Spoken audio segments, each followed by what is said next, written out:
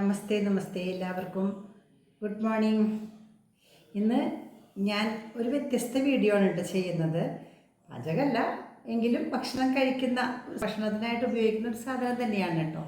എന്താണെന്നറിയോ, പഴം. നമ്മുടെ ഇവിടെ കുറേ കായ നല്ല വെട്ടിക്കൊണ്ടുവന്നിട്ടുണ്ടായിരുന്നു. കാറ്റത്ത് കുറേ വാഴ വീണു, അതിലൊക്കെ കായ ഉണ്ടായിരുന്നു. കുറച്ച് കായൊക്കെ മൂക്കാത്തതും കുറച്ചൊക്കെ മൂത്തതായിരുന്നു. അപ്പം മൂത്ത കായൊക്കെ പഴുത്തു തുടങ്ങി കേട്ടോ. മൂക്കാത്ത കായ ഞങ്ങൾ കുറേ പലതരത്തിലുള്ള ഉപ്പേരി വെച്ചു. അതായത് വെറുതെ ഒരു ദിവസം ഞാൻ കായ നുറുക്കിയിട്ട് മസാല ഇട്ട് വെച്ചു, ഒരു ദിവസം കായ നുറുക്കി കൂർക്കക്കൂടെ ഇട്ട് വെച്ചു, ഒരു ദിവസം കായ നുറുക്കിയിട്ട് പയറിക്കൂടെ ഇട്ട് വെച്ചു. അങ്ങനെ വ്യത്യസ്തമായിട്ടുള്ള മെഴുക്ക് പറ്റികളാണ് ഉണ്ടാക്കിയത് കേട്ടോ. ഇന്നിപ്പോൾ പഴുത്താണെങ്കിൽ ഇരിക്കുക, കുറേ ഞങ്ങൾ പഴുത്തതോട് കുറേ സ്മൂത്തിയൊക്കെ ഉണ്ടാക്കി കഴിക്കുന്നുണ്ട്. കഴിയണ്ടേ. അപ്പോൾ ലാസ്റ്റ് ഞങ്ങൾ എന്ത് തീരുമാനിച്ചെന്നുണ്ടെങ്കിൽ, നല്ല വെയിലാണല്ലോ, അപ്പം മേക്ക് ദ ഹേ വെൻ സൺഷൈനോ അങ്ങനെ ഒരു ചൊല്ലില്ലേ, അതായത് നല്ല വെയിലുള്ളപ്പോൾ വൈക്കോലുണക്കാന്ന്. അതുപോലെ നല്ല വെയിലല്ലേ, നല്ല കഠിനമായ വെയിൽ. അപ്പം അത് ഉണക്കിയിട്ട് ഡ്രൈ ഫ്രൂട്ട് ആക്കാൻ തീരുമാനിച്ചു കേട്ടോ. നേന്ത്രപ്പഴമല്ല, ചെറുപഴം പലതരം. ഒന്ന് പാളയംകുടം പഴം, അതായത് മൈസൂർ പൂവ് എന്നൊക്കെ പറയുന്ന പാളയംകുടം പഴം ഉണ്ട്. അതുപോലെ തന്നെ ചെറിയ നമ്മുടെ ഞാലിപ്പൂവനുണ്ട്. ഇപ്പോൾ രണ്ട് തരത്തിലുള്ള പഴങ്ങളും ഞങ്ങൾ ഡ്രൈ ഫ്രൂട്ട് ആക്കാൻ പോവുക. അപ്പോൾ ഡ്രൈ ഫ്രൂട്ട് എന്ന് വെച്ചാൽ നമുക്ക് അധികം ഇങ്ങനെ ഉണക്കി വെക്കാമല്ലോ. വെയിലുണ്ടെങ്കിൽ ഉണക്കി വെക്കാം, ഏത് ഫ്രൂട്ട് വേണമെങ്കിലും ഉണക്കി വെക്കാം. നമ്മൾ കാശ് കൊടുത്തിട്ട് ഡ്രൈ ഫ്രൂട്ട് വാങ്ങണില്ലേ, മുന്തിരിങ്ങ ഉണക്കിയത്, അതുപോലെ അത്തിപ്പഴം ഉണക്കിയത്, മുന്തിരിങ്ങ ഉണക്കിയത്, അതുപോലെ കശുവണ്ടിപ്പരിപ്പ്, അങ്ങനെ കുറേ തരത്തിലുള്ള ഡ്രൈ ഫ്രൂട്ടുകളുണ്ട്.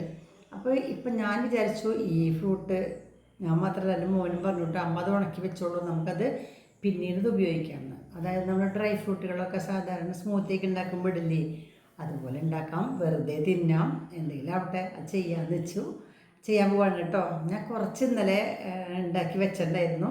അപ്പോൾ ഇന്നും ഞാനിങ്ങനെ ഉണ്ടാക്കാൻ തുടങ്ങുമ്പോൾ അപ്പം ഞാൻ വിചാരിച്ചു ഇത് വീഡിയോ പിടിച്ചാലോ, ആർക്കെങ്കിലും ഉപകാരപ്രദമായാലോ. വലിയ വെയിലുണ്ട്, മടിയില്ലാണ്ടിരിക്കുക, അപ്പോൾ നമുക്കിതൊക്കെ ഉണ്ടാക്കി വെക്കാം. അപ്പോൾ നമുക്ക് തുടങ്ങാം കേട്ടോ, ഉണ്ടാക്കാം. ഓക്കെ, വരൂ കേട്ടോ. നോക്കൂ, ഇതാണ് കേട്ടോ ഞാൻ പറഞ്ഞ കഴിഞ്ഞ ദിവസം ഉണ്ടാക്കി വെച്ചത്. ഇത് ഞാലിപ്പൂവിൻ്റെയാണ് കേട്ടോ. തീരെ കനം കുറച്ചരിഞ്ഞിട്ട് ഞാൻ വെയിലത്ത് വെച്ച് 1 അല്ല 2 അല്ല 3 ദിവസം ഉണങ്ങിയതാ. നനവൊക്കെ മാറിയിട്ടുണ്ട്, എങ്കിലും നന്നായിട്ട് ഉണങ്ങണം, ഒട്ടും നനവുണ്ടാവാൻ പാടില്ല.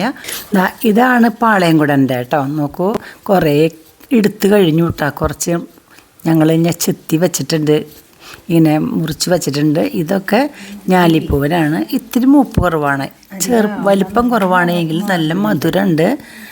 പറയില്ലേ, ഗ്ലൈസമിക് ഇൻഡെക്സ് കുറവുള്ള പഴം അത്ര ഞാലിപ്പൂവൻ. ഞാനിങ്ങനെ പിടിച്ചു, ചെറുതാക്കി പിടിച്ചില്ല, ഉണങ്ങാൻ താമസവും. കുറച്ചും കൂടിയും കട്ടിയില്ല ആക്കിയില്ല. ആദ്യത്തെ കട്ടി കുറച്ച്, രണ്ടാമത് ഞാൻ നോക്കിയപ്പോൾ കട്ടി ഇത്തിരി ഉണങ്ങില്ല.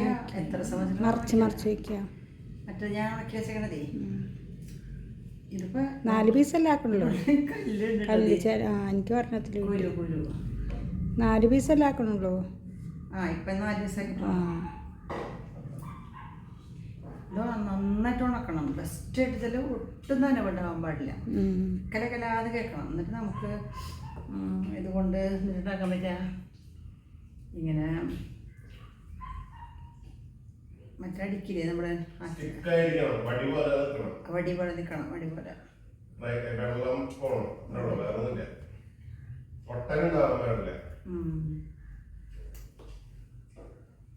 എന്നിട്ട് ഇതിലുണ്ടാക്കാനെന്നറിയോ, നമ്മൾ ഈ സാധനം ഉണ്ടാക്കില്ലേ, സ്മൂത്തിയൊക്കെ ഉണ്ടാക്കില്ലേ, ജ്യൂസൊക്കെ അടിക്കില്ലേ, അതിൽക്കൊണ്ടിട്ട് അടിച്ചാൽ നല്ലതാണ്. അതില്ലേ? മതി. ഇത് വെയിറ്റ് വയ്ക്കാൻ കൊണ്ടിട്ട് അപ്പം നമ്മളിങ്ങനെ ഓരോ പ്ലേറ്റിലാക്കിയിട്ട് ഇങ്ങനെ ചെറുതാക്കി അരിഞ്ഞിട്ട് ഇങ്ങനെ വെക്കുകയാണ് കേട്ടോ. പീസാക്കി ഇങ്ങനെ വെക്കുക. ഇതുകൊണ്ട് വെയിലത്ത് വെക്കട്ടെ.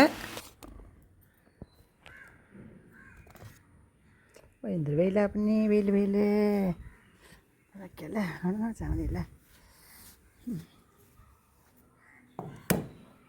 1 പ്ലേറ്റ്, 2 പ്ലേറ്റ്, 3 പ്ലേറ്റ്, 4 പ്ലേറ്റ്, 5 പ്ലേറ്റിൽ പാളയംകുടം പഴം.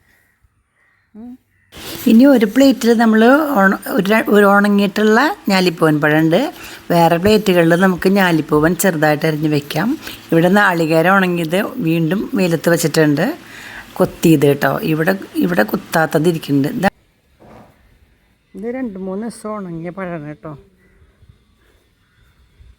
ഇരിക്കട്ടെ.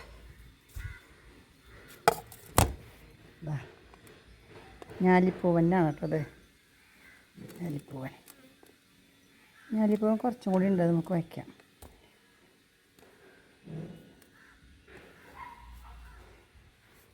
ഇത് പഴത്തൊലിയാണ്. നല്ല വളമായിട്ട് ഉപയോഗിക്കാം കേട്ടോ, ചെടികൾക്കൊക്കെ നല്ലതാണ്. ഇത് നമ്മുടെ ഇന്നത്തെ പൂവ് കേട്ടോ. ഇന്നേക്ക് കുറച്ചുകൂടി വിരിഞ്ഞു അല്ലേ.